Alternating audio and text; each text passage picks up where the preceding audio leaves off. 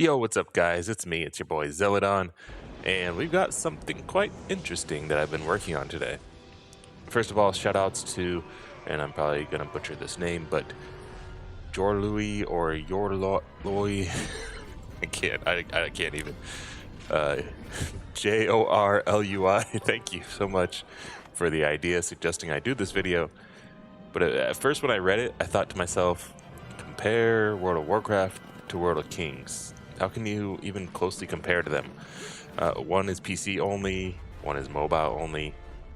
But then I started thinking more about it, and it occurred to me there are probably actually a lot of people out there who have either only played MMOs on PC or only ever played them on mobile and really don't have any idea what it's like on the other side. And since I have a lot of experience with both, perhaps I can shed light on it and explain why I still play WoW and other PC MMOs at the same time as I play mobile MMOs. We're not going to get into all the tiny little details because otherwise this video would be hours long. Instead, I'm just going to go over the major differences between World of Kings and World of Warcraft and talk about the differences between PC and mobile platforms in general. First, we'll talk about the most obvious thing, the graphics. And to be honest, between World of Kings and World of Warcraft, they're not all that far off. I considered not even mentioning graphics because obviously a PC versus mobile is no contest, but I'm still impressed about how great World of Kings looks as a mobile game. With that out of the way, let's talk about the races and classes and factions. This is where some of the major differences lie between the two games. World of Kings, in the global version, has only 4 races and has 9 classes. There are already more in the Chinese version of the game, and again, this isn't a completely fair comparison because World of Warcraft has been out for nearly 15 years. World of Warcraft, though, is the other way around, with more races than classes, especially in the current version of the game as they keep adding more and more allied races. They currently have 21 playable races, if you include the allied races, and they have 12 classes.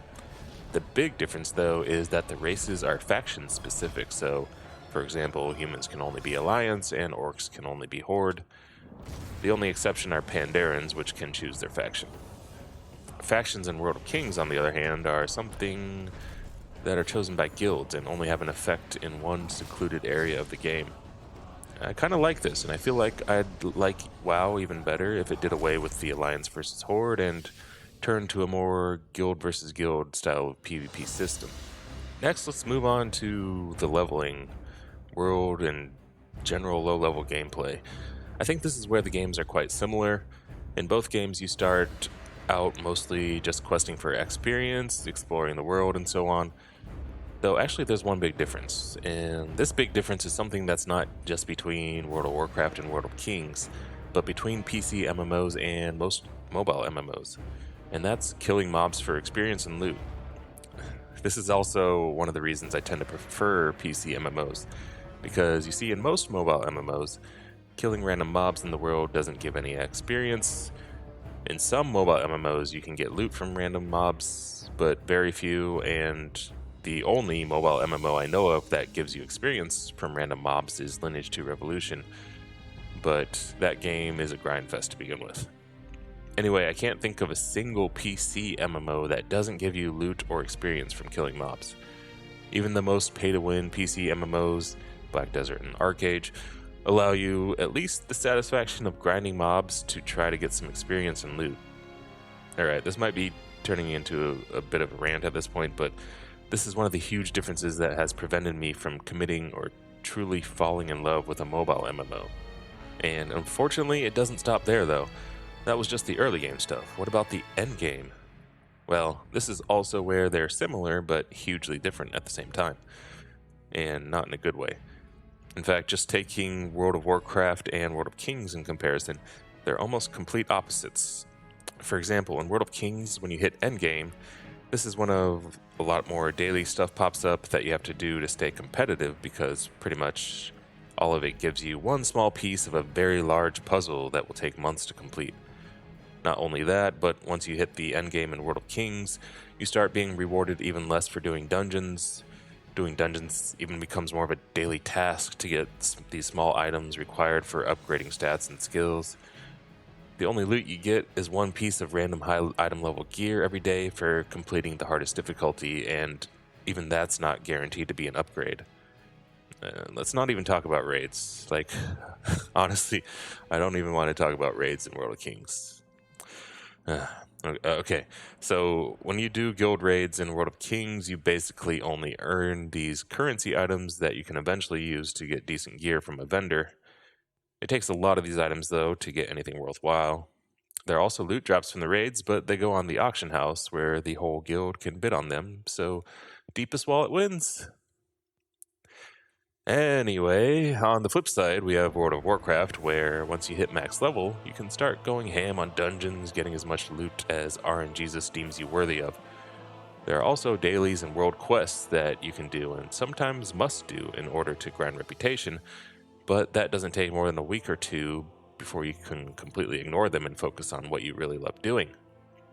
Raids in World of Warcraft are much more attractive for individual persons who actually like to have a chance to get loot from every boss that they kill, and even PvP content in World of Warcraft can get you some pretty nice loot.